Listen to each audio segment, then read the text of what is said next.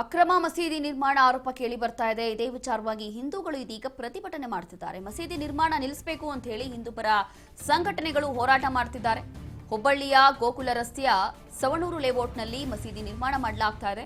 3-4 ವರ್ಷಗಳ ಹಿಂದೆ ನಿವೇಶನದ ಹೆಸರಿನಲ್ಲಿ ಜಾಗ ಖರೀದಿ ಮಾಡಲಾಗಿತ್ತು. ವಿವಿಧ ಹಿಂದೂಪರ ಸಂಘಟನೆಗಳ ಕಾರ್ಯಕರ್ತರು ಸ್ಥಳೀಯರು ಹೋರಾಟದಲ್ಲಿ ಭಾಗಿಯಾಗ್ತಿದ್ದಾರೆ.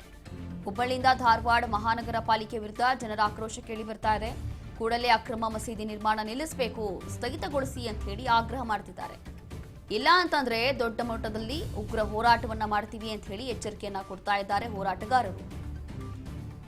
ಕಳೆದ ಕೆಲ ವರ್ಷಗಳ ಹಿಂದೆ ಬೇರೆ ನೆಪ ಹೇಳಿ ನಿವೇಶನದ ಹೆಸರಲ್ಲಿ ಜಾಗವನ್ನ ಖರೀದಿ ಮಾಡಿಕೊಂಡಿದ್ರು. ಆದರೆ ಈಗ ಮಸೀದಿ ನಿರ್ಮಾಣ ಮಾಡ್ತಿದ್ದಾರೆ ಅಂತ ಹೇಳಿ ವಿರೋಧ ವ್ಯಕ್ತ ಆಗ್ತಿದೆ.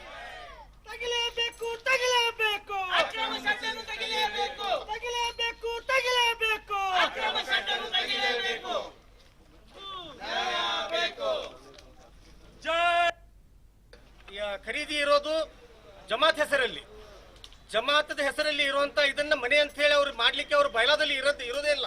ಅದು ಧಾರ್ಮಿಕ ಕೆಲಸಗಳನ್ನು ಮಾಡಬೇಕು. ಧಾರ್ಮಿಕ ಇಲ್ಲಿ ಯಾವ್ದಾದ್ರು ಚಟುವಟಿಕೆ ಮಾಡ್ಬೇಕಂದ್ರೆ ಇಲ್ಲಿ ಲೋಕಲ್ ಇರುವಂತ ಎಲ್ಲರಿಗೂ ಇದರಲ್ಲಿ ಆಕ್ಷೇಪಣೆ ಇದೆ. ಹಂಗಾಗಿ ಆಕ್ಷೇಪಣೆಯನ್ನ ಯಾರು ಇದಕ್ಕೆ ಪರ್ಮಿಷನ್ ಕೊಟ್ಟಿದಾರ ಆ ಅಧಿಕಾರಿಗಳ ಮೇಲೆ ಮತ್ತು ಇಲ್ಲೇನ ಚಟುವಟಿಕೆ ನಡೀತದೆ ಅದನ್ನ ಸಂಪೂರ್ಣವಾಗಿ ನಿಂದಿಸಬೇಕು. ಖರೀದಿ